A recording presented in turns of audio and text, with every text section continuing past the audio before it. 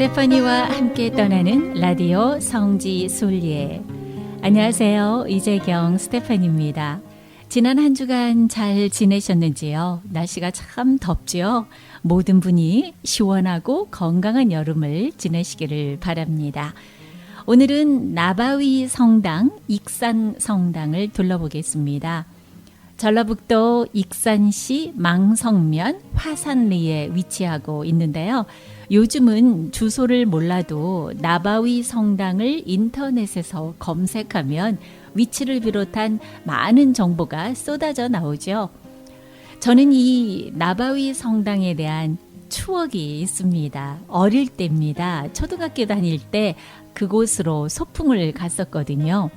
제가 태어나서 살았던 곳은 바로 도경계에 있는 충청남도 강경입니다. 금강이 흐르는 강둑을 따라 걸어서 나바위 성당에 갔는데요. 지금 보면 거리가 멀지 않은데 그때는 정말 많이 걸었다라는 생각만 납니다. 처음에 나바위 성당을 봤을 때 참 신기했습니다. 그때 저희 집안은 개신교를 다녔기 때문에 성당 분위기가 신기하게만 했던 거죠. 완전히 새로운 세상을 제가 본 겁니다. 한옥으로 지어졌고 가운데는 기둥이 쭉 있고 지금도 기억이 나는데요. 그 기둥은 남자, 여자 교우들이 따로 앉아서 미사를 보내던 시기여서 중앙에 기둥이 있고 나중에는 그 기둥 사이에 있었던 칸막이를 없앴다고 합니다. 그래서 기둥만 남았다 이런 얘기를 그때 들었습니다. 초등학교 때도 김대건 신부님이 한국 최초의 신부님이었다는 것을 배우잖아요. 그거 외에는 몰랐습니다. 그 뒤에 제가 알지 못했던 김대건 신부님을 비롯한 수많은 순교 역사가 조선에 있었다는 것을요. 나바위 성당은 언덕 위에 있고 금강이 내려다 보입니다. 1845년 10월 중국에서 사제품을 받은 김대건 안드레아 신부님이 배를 타고 강경포구에 들어와서 첫 발을 내디딘 곳을 기념하기 위해서 지은 성당이라고 합니다.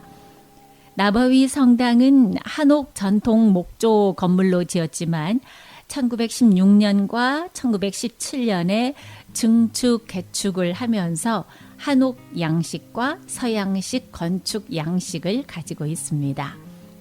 1955년에는 김대건 신부님의 순교 100주년 기념비도 건립했고요. 1987년에는 국가지정 사적 제318호로 지정됐습니다. 옛날에는 사제가 신자석에 등을 돌려서 미사를 집전했다고 하는데요. 나바위 성당에는 그 당시 제대가 그대로 보존되어 있다고 합니다. 나바위 성당은 1897년 파리 외방전교회 선교사였던 베르모렐 요셉 신부가 설립했고요. 중림동 약현 성당 건축에 참여했던 푸아넬 신부가 설계했습니다.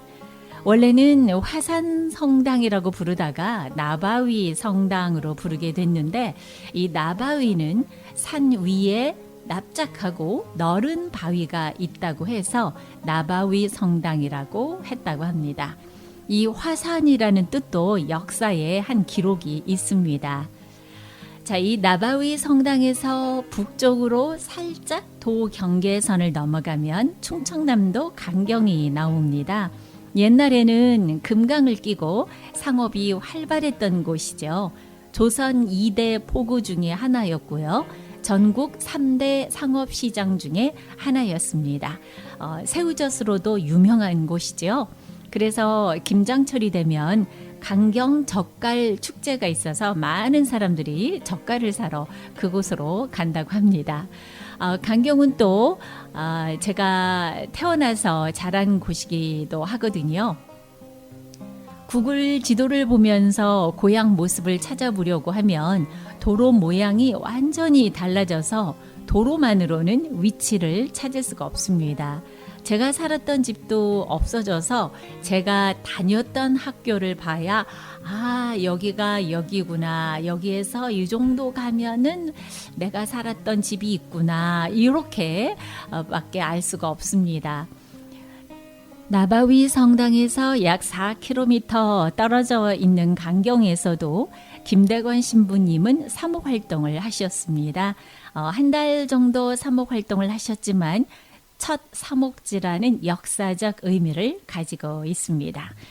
중국 상해의 김가항 성당을 출발한 김대건 신부 일행은 제주도 용수리에서 풍랑으로 손상된 라파엘 홀을 수리해서 최종 목적지를 충청도 강경으로 정하고 10여일 만에 강경의 황산 마을 앞에 도착했습니다.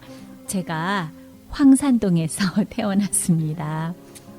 김대건 신부의 일행인 페레올 주교와 다블루이 신부는 오래전부터 알아온 구수노라는 신자 집에 머물면서 감격스러운 첫 성사를 집전했죠. 이로써 강경은 한국인 신부에 의한 한국천주교회의 첫 사목지가 된 겁니다. 박해의 위험을 무릅쓰고 김대건 신부 일행을 품고 보호해 주었던 강경의 신자들, 여러 박해 시대를 거치면서 특히 이 강경 지역에 순교자가 많았었다고 합니다. 이들의 순교 정신은 강경 지역의 신자들에게 정신적인 유산으로 남아서 깊은 신심과 모범적인 생활로 지역 사회 안에서 빛과 소금의 역할을 하고 있다고 합니다. 1961년에 건립된 강경 성지 성당은 흔히 볼 수 없는 특이한 구조의 아름다운 성당입니다. 하얀색 벽면과 붉은 지붕의 깔끔한 외부, 내부는 천두형 아치보 구조인데요. 당시 건축의 조예가 깊은 보르뱅 신부의 설계와 감독으로 지어졌다고 합니다. 성당의 앞마당에는 천주당이라는 작은 건물이 있는데요. 이 건물은 상해의 김가항 성당을 그대로 재현한 건물입니다. 작은 경당으로 사용하기도 하고 강경의 역사를 담은 박물관으로도 활용되고 있습니다. 저도 어릴 때 강경 성지 성당에 딱 한 번 가본 적이 있어요. 혼자서요. 전례를 전혀 모른 채 가서 앉았다 일어섰다 앉았다 일어섰다 너무 낯설어서 그 이후로는 가지 않았습니다. 그때는 이렇게 김대건 신부님의 역사가 있었다는 것을 몰랐고 제가 천주교에 대해서 문외한이었던 거죠. 그런데 저의 친척 중에 강경 근처에서 사셨던 아버지의 고모의 아들, 그러니까 아버지의 사촌이죠. 그분의 이름이 안드레아였습니다. 그래서 그때 저는 참 이상하다. 어떻게 외국인 이름을 쓸까? 그렇게 어린 마음에 궁금해 했었는데요. 지금은 저도 외국인 이름을 가지고 있습니다. 바로 스테파니입니다.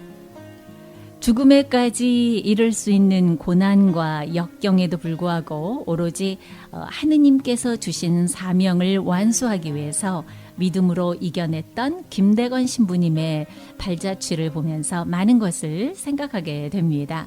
지금이야 뭐 종교 탄압이나 순교는 없지만 우리의 일상생활에서 믿음을 너무 쉽게 생각하는 것은 아닌지, 신앙을 내가 컨트롤하는 것은 아닌지, 쉽게 변하는 우리의 믿음을 다시 한번 새기는 시간이 되었으면 좋겠습니다.